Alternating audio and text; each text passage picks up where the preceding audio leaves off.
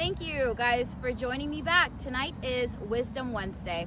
I'm bringing you some wisdom in the middle of the night, just like Nicodemus was visiting Jesus, all right, in the middle of the night, all right? So it's never too late for us to get a nugget from the Lord, all right? I hope that you guys are having an amazing week. I hope that you're also enjoying this change of season, all right? Because I can feel it and I'm excited for it. All right, guys, on my channel, you will grow up and glow up with the Lord one step at a time. So don't delay, guys. Go ahead and click this button to subscribe so that you can get all of the goodness that the Lord has come in your way. All right? So, guys, for tonight, the Wisdom Wednesday is for us to be aware of who we call friends.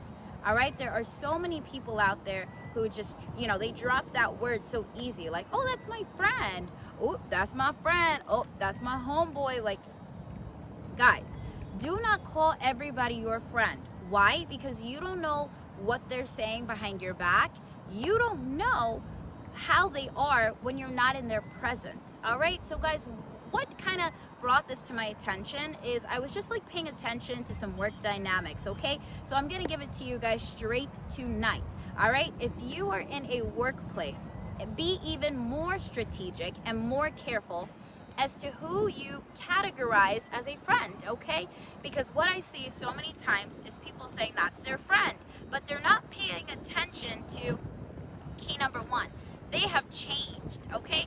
These people are genuinely good in the heart. They're like, they're nice, they're kind, they're giving, they're helpful. But when they're around a particular person or their friend, they become dirty, nasty, mean, belligerent, all right? And just literally negative, okay? And they don't see it. So guys, if that's you, don't be that person, all right?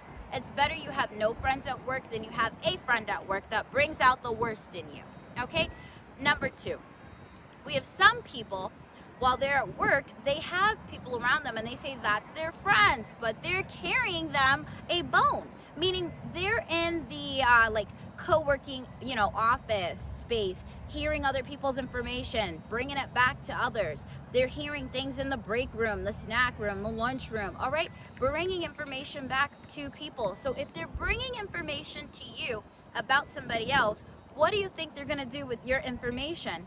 They're obviously not going to keep it private. They're not going to secure your information, but they're going to share it with everybody. All right, guys? So be aware that if your friend, especially in the workplace, is giving you somebody's close information or telling you about their business, 9 times out of 10, they're doing it with yours as well. All right?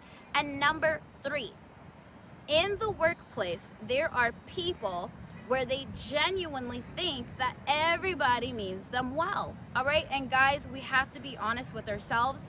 A lot of people do not mean you well, okay? For many reasons, people might butter you up. They might get close to you, maybe because you're pretty, or maybe because you're good at your job and they know that if they need help, you can help them. Maybe it's because you have a car, okay, and they don't, and you're their ride home. There could be so many different reasons, but what we don't want is to think automatically that, oh, because somebody came over to me and they're talking to me, that they genuinely have a connection to me and that they care for me.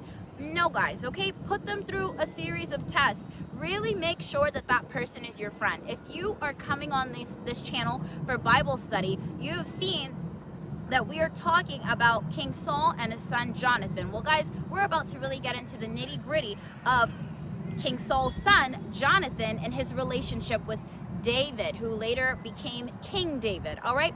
That was a real relationship, a good friendship of love, honesty, trust, goodness, mercy, grace, forgiveness, and so much more, all right? It was an honest, holy soul tie, okay? If we could call it that, all right? Because that is what happens when you become so close to somebody. A lot of people think soul ties are just sexual, but also soul ties are friendships, okay? When you and that person commune together and your spirits are like from the same, okay? So if this person's spirit is of the Lord and your spirit is of the Lord, you guys are going to connect on that level, okay? But this is why I say that we have to be careful, okay? Because light and darkness has nothing to do with each other, okay? God wants us to be aware of that. So guys, in the workplace, be aware. Do not let anybody change you, okay?